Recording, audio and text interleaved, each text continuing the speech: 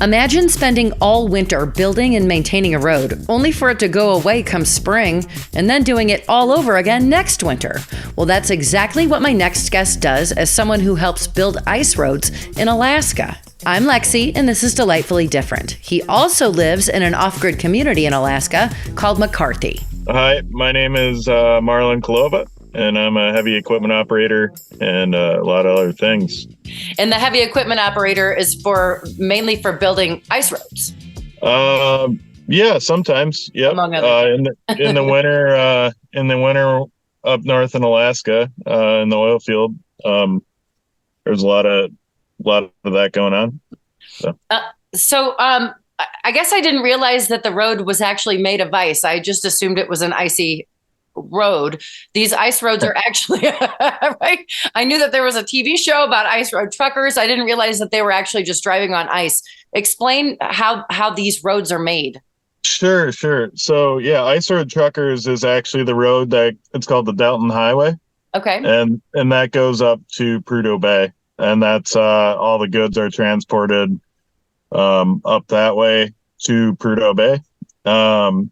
The ice roads that we build are to move. They're designed to move oil rigs and other things within the whole North Slope region. And the way that they're made is from ice chips or snow and water, and then it has to be ideally 0 degrees or colder are the best conditions to build them. Okay. So, yeah. When does it become 0 degrees? When do you start building these things? Anytime from usually in November. Usually November is the earliest that construction begins for ice roads. Yeah. And how thick is the ice once it becomes the road? Like, how thick does it have to be for vehicles to drive on it? Sure. Not that thick. But it just depends. There's a lot of river crossings that we bridge where the ice becomes, over 2-3 feet thick. Okay. Yeah. And then there's other spots where it's just 6 inches thick. So basically, it just needs to be thick enough to protect the Arctic tundra. Okay. Yeah. So that's one of the reasons that they build ice roads is to protect the tundra of. Like, what's underneath it then? Just the tundra? And it was not a road initially. When the ice is not there, it is not a road. Nope. No. Yeah. No. The reason there isn't a road there is because it's all Arctic National Wildlife Refuge, actually. Oh. And it's protected, and it's also native land. So. And it's also a big swamp, basically, right near the ocean. So the ground it's all permafrost as well.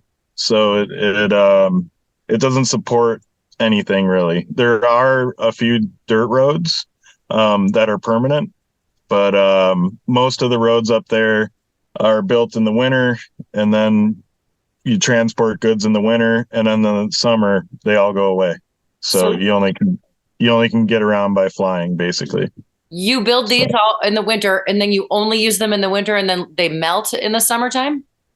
Correct. Yep. So every year you have to rebuild the roads? That's correct. Yep. That sounds insane. How long does it take to build one road? Or a mile of road? Sure. 1 mile usually takes 24 to 36 hours. Oh, okay. 1 mile road. Yeah. So how long are you working on this then? Every day. I worked every day for 8 weeks, 7 hours or 12 hours a day, 7 days a week. And then had 2 days off, and then I worked another 6 weeks straight. So about 3 months or so is how long it really takes to build one road to get to whatever destination. Sure. Yeah, it could be. Well, each road's a little different. I was on 3 different road projects, and they take, depending on conditions, anywhere from 30 to 60 days, and depending on the length. And then after you build them, you have to maintain them. Because just like a regular asphalt road, basically. They crack, the ice cracks, the wind uh, deposits snow onto them, and then traffic can't get through. So we blade. It's called blading and blowing. You take a road grader, you blade the snow, and then you blow it. And then to heal the cracks or to fill in potholes and stuff, you just use water, and it freezes, and heals that stuff. So. And then how long do these roads get used? Like how long until they melt? Usually till the end of May, I would say. Okay. So they have a short lifespan, but yeah. It seems actually kind of long as far as the year goes. May's a long time for it to be 0 degrees. Does it have to be 0 degrees the entire time, like, or just when you're building it? That's just ideal conditions, 0 degrees or colder. Otherwise it just takes so long for the water to freeze or the ice roads to set up, basically. Okay. But you can make progress when it's probably 20 degrees, but it goes really, really slow. Okay. So, yeah. And you say you have to use you have to put water on top of it to create them. Where does the water come from? Or how do you get it there? Yeah, so the water is allotted by whatever contractor we're working for, and that comes from lakes. So there's a lot of lakes up there, and basically you drill a hole in the lake, and then you have a pump, and it pumps probably 8,000 gallons in about 5 minutes, 6 minutes. So no kidding, huh? yeah, and then you just pump it into the truck, and then the truck sprays it onto the road. So and then I feel like if you're driving on ice, you're going to be slipping around. How do the vehicles get traction on these sorts of a road? Well, there's studded tires, or most of the time they're a little more grip. There's a little more traction than you would expect, but just going really slow. Nothing's over 30 miles an hour. So yeah, you have to go slowly on it, and it's usually large equipment type stuff that's using these roads, or are like citizens using it? Citizens can use it. Well, native Alaskans can use them because we are on their land. Okay. So you do have regular citizens driving on them. Not too many, but there are out there. But other than that, very, very large equipment. They like a oil drill that they move on them can range anywhere from 500,000 pounds to 2 million pounds. So, or sorry, yeah, 2 million pounds is, I think, the largest one that they move up there. So heavy. Yeah. The roads that you build are mostly used. Are they paid for like by an oil company? Yep. Yeah. It's all contract through Conoco or whatever oil company is up there needing the road built. So. And then does that mean that you work for the oil company, or do you work for like the state? Is the state? I work for a private company. Okay. And then they have a contract through whatever client that may be, whether it's Conoco or BP has been up there for a long time, but I think they got bought out. But there's other companies up there doing stuff. The most notable project, is the Willow project that got passed, and that's why it's really, really busy for everybody involved up there. So awesome. Yeah. What is your specific job? Like, what is your position as far as what happens? What do you do specifically? Yeah. I do a little bit of everything, but for the first hitch, I was called a lake loader, basically, which drives a front end loader, pretty large one, and just loads snow off of the lakes into different types of dump trucks. So you're the water. Yeah. Load after load of snow, and then I also I can drive everything that's up there. So sometimes you have to fill in as needed. And then after I finished the road, I was responsible for maintaining it. So, and that's a, everyday deal. Um, so, So it's pretty yeah. much the same road that you're working on all winter long. Yep, for the most part.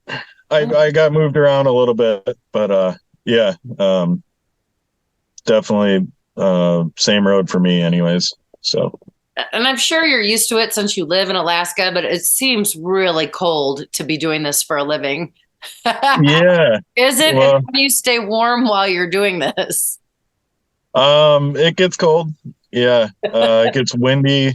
The coldest temperature I saw was like negative 45. Oh, And that was for a few days, but if you're the advantage of our job, we do have heavy equipment that's heated and it has cabs on it.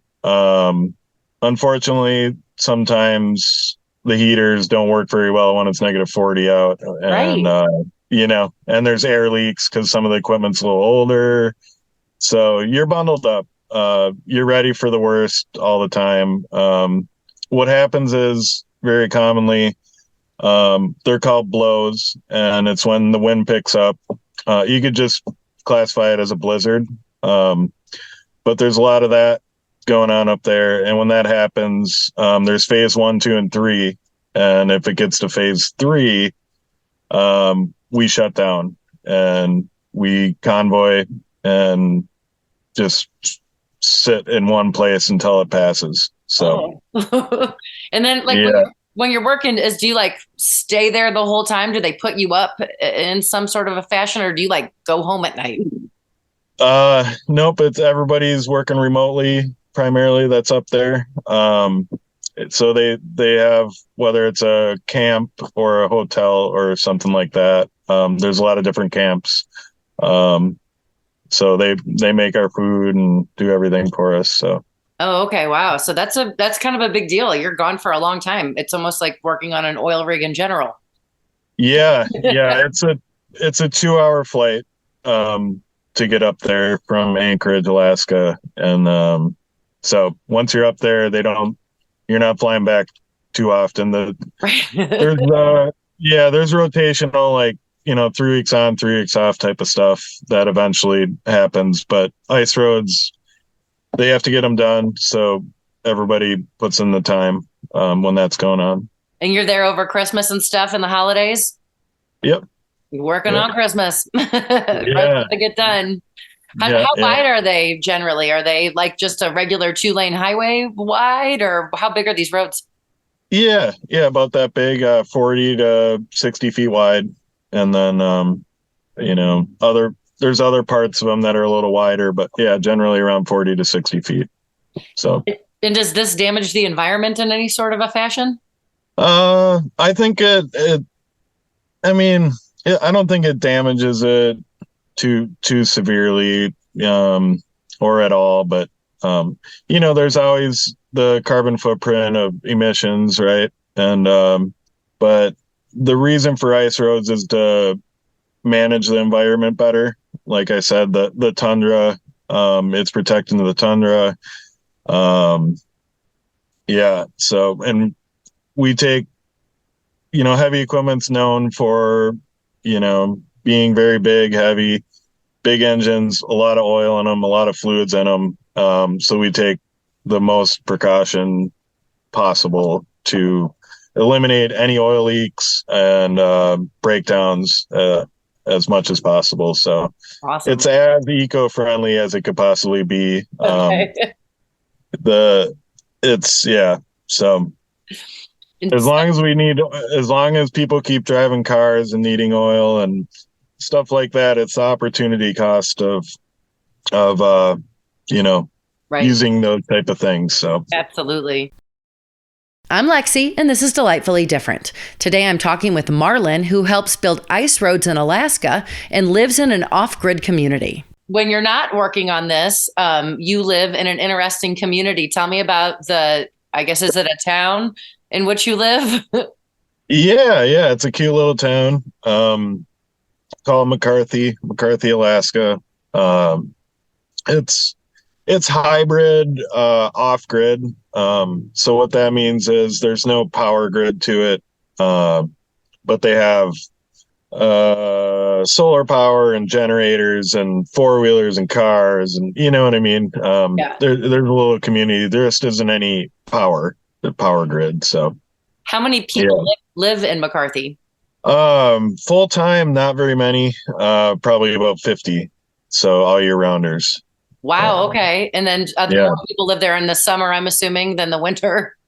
Sure, yeah. Yeah. A lot of people come out there in the summer because of the beautiful place it is, the warmer weather, and then a lot of tourism as well. So yeah. You're surrounded by a national park there.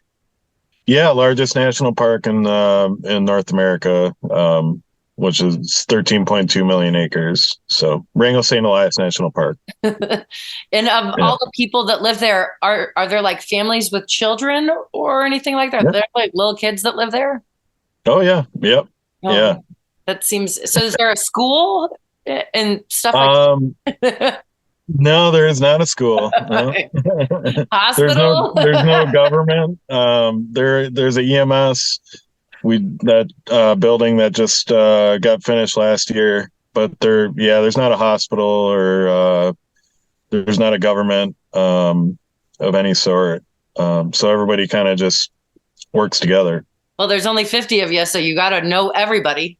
Yeah, yeah. I'm pretty new to the town of McCarthy, compared to a lot of people that have lived there. But yeah, a lot of great people. Everybody gets along for the most part.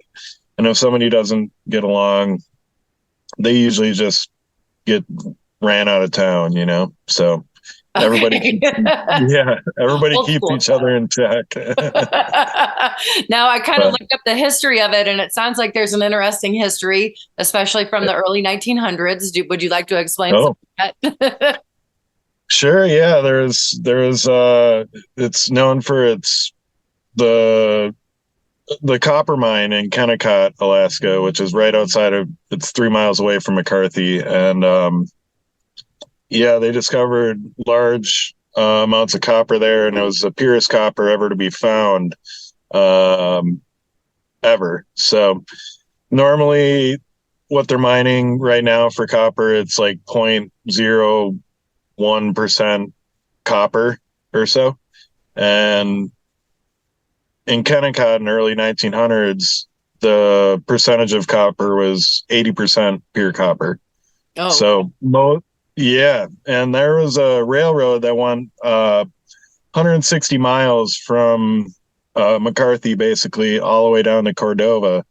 And that's how they transported the copper. And that infrastructure, or that copper, probably built most of the infrastructure of the United States when they started the grid system, I would say.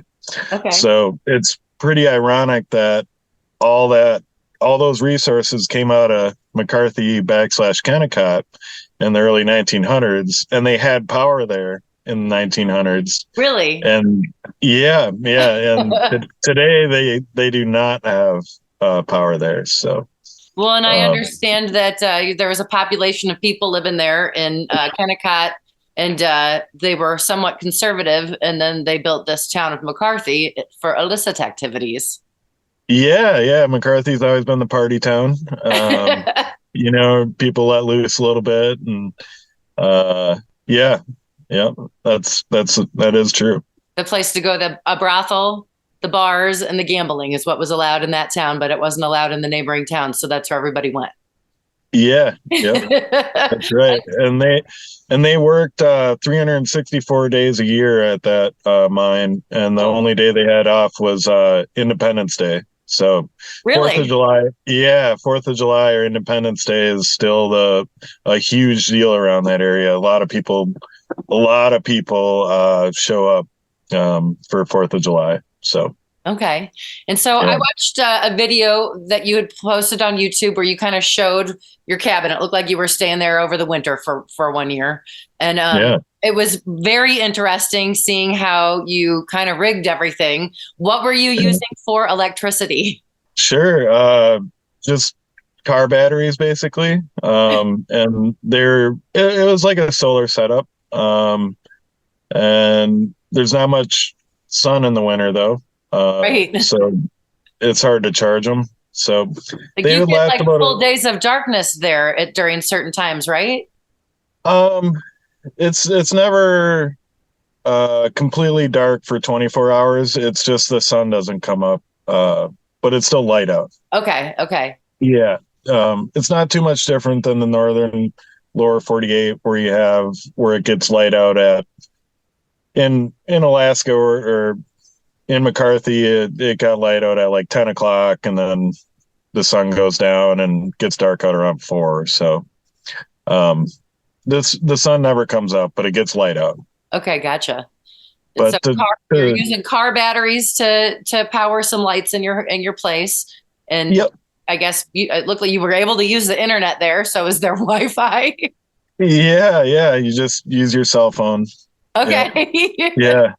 Yeah, Um, you got 4G or whatever. So for Verizon, and that's the best internet you can get. okay. So, And then yeah. there wasn't running water, so you had made a contraption for running water. Uh, Oh yeah. I just use the solar shower for my faucet, basically. Um, yeah, and everybody has a different style of their faucets. Yeah, if you don't have running water, but that was mine. Um, and then for the batteries, to keep those charged, you just charge them with a generator once a week. And you know, you're not. I didn't have a TV or anything, so you're not using very much energy. right. So yeah, So but did you have to like go get your water from someplace and then bring it to your cabin? And then that's like, where are you getting the water from? yeah, there's a artesian spring coming out of the ground, and from where I was living, it was probably about, I don't know, half a mile to three-quarters of a mile away. So you got to Um, go hustle water out of the ground. yeah, it's just a natural artesian spring. It's very good drinking water. And some people, I was spoiled. I had a four-wheeler and a snowmobile, so I just fill up 5-gallon water jugs, probably 4 of them at a time, and that gives me, 20 gallons of water will last me over a week for sure. And you So do your dishes in that water and everything as well. yeah, yep, And so yeah, you also showed the shower in your video, which was a contraption that you finagled with a hula hoop and shower curtains, and you apparently stand inside of a bucket yeah. and put the water over you. How are you heating the water? And it looks like you're just standing right in the middle of the cabin to do this. Yeah, correct. Yeah, you just stand in like a little plastic tub that you buy at like Costco or Walmart or whatever, that people use to store stuff in usually. Yeah, I know exactly the Um, one you had because we have them to store stuff at our house. yeah. And then the shower curtains on the hula hoop, and then it goes inside of the tub so the water doesn't spray everywhere. Um, and then to heat up the water, I just heat up on the wood stove or I had a range, so a propane range.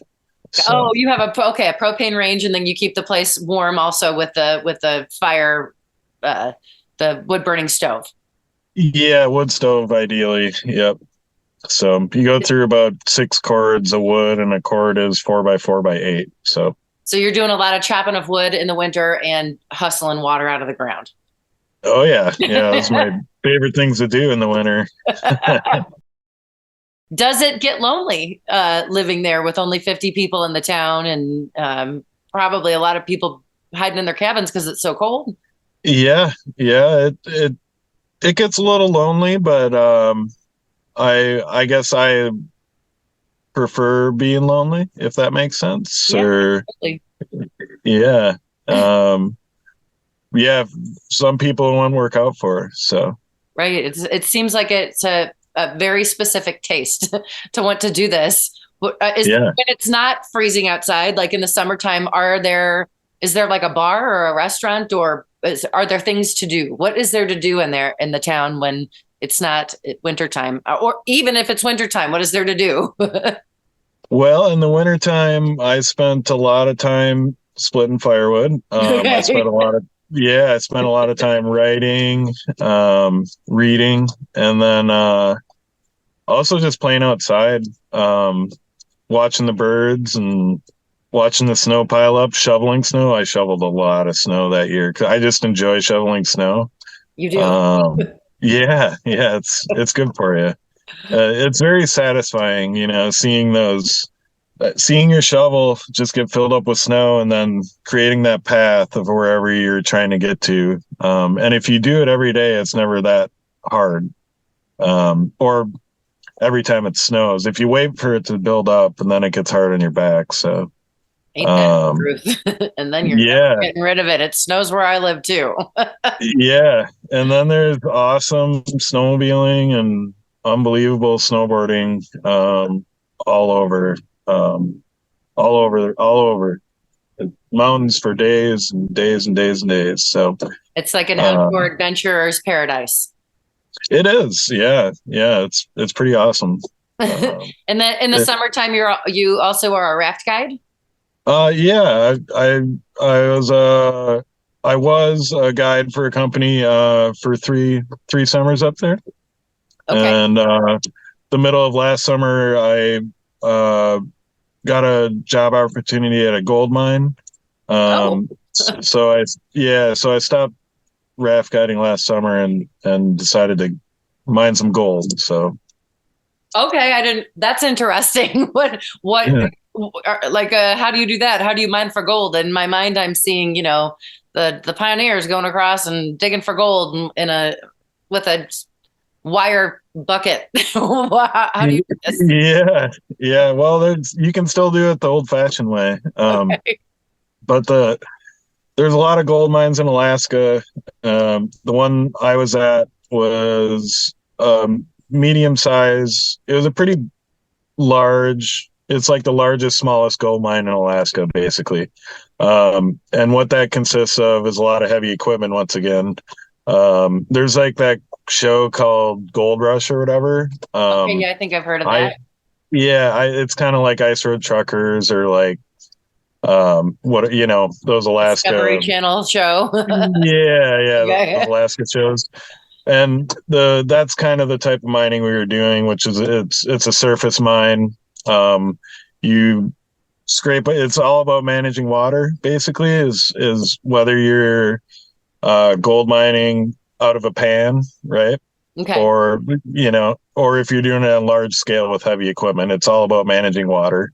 Okay. So, large scale, you dig down to the water table basically, and you run into a layer called hard pan, and that gold usually gets trapped right on that level of where the dirt is, and then the hard pan meets the dirt. And hard pan is just another type of dirt, but there's a layer right there. So you dig down to that layer and then scrape it with a excavator, um, and then the excavator casts it, and then the bulldozer pushes it, and then another excavator loads it into the plant, and then the plant, well, it's like a big tumbler, right? And Yeah. it separates the sand from the silt, from the dirt, from the gold. So it's quite the process. Wow. What an Yeah. interesting life. Where did you grow up? I grew up in Minnesota. You have a bit of an accent. I kind of recognized it. How the Yeah. hell did you end up in Alaska? Uh, the first time I was up in Alaska was nine years ago, and I got a job raft guiding outside of Denali National Park. Okay. Yeah, and that was my first time up to Alaska, and then yeah, 4 summers ago now I returned, and then I moved up here permanently now. So Why did you decide to stay? I found the place I want to be. Are you gonna stay there Um, forever? Is it the place for you forever? it's one of them. Yep. Yeah. Awesome. Well, you live a very interesting life, and I would love to come visit this town. It sounds so cool once I start Yeah. looking at all the videos and reading the history and seeing what happens. But I can tell you, I'm never coming there in the winter. Yeah, that's fair. That's fair. We don't want you there in the winter anyway. It sounds like you don't, and it seems like you do in the summer. It seems like tourists are quite welcome in the summertime. Oh yeah. Yeah. No, more the merrier. More the merrier. Is there like is there like a restaurant, or are there places to go eat and whatnot while you're there? Yeah. Yeah. There's a little bar called the Golden Saloon. There's a restaurant called the Potato. Okay. There's a museum. There's a softball field. We play softball every Friday night. The whole town. Yeah. And as many people, it's like come as you want, come as you are. And, anybody's welcome to play. There's tourists that play. There's everybody's welcomed. Do the restaurants have electricity and running water, or they also hustle in their stuff as well? Yeah, they probably got a well drilled, and then they have huge diesel generators that power their electricity. So everybody supplies their own electricity basically. Wow. So in whatever form that you want. But that is really cool. Well, you do live a very interesting life, and I'm so glad that you reached out to me because I'm fascinated by the things that you do. And thank you so much for talking to me today. Yeah, thank you, Lexi. It was good to meet you. McCarthy had a post office that closed in 1943, and then the U.S. Census didn't have anyone reporting living there again until 1980. And that number was unofficially 22. It was unofficial because it wasn't a census-designated place again until 1990. The town was also the subject of a few true crime shows on the Discovery Channel. There was a mass shooting in 1984 where 6 of the 22 citizens were murdered. Thanks for joining me this week on Delightfully Different. If you or someone you know lives life differently, I'd love to talk to you. Email me, lexiontheradio@gmail.com. That's LEXI on the radio@gmail.com, or go to delightfullydifferentpodcast.com and have a delightful week.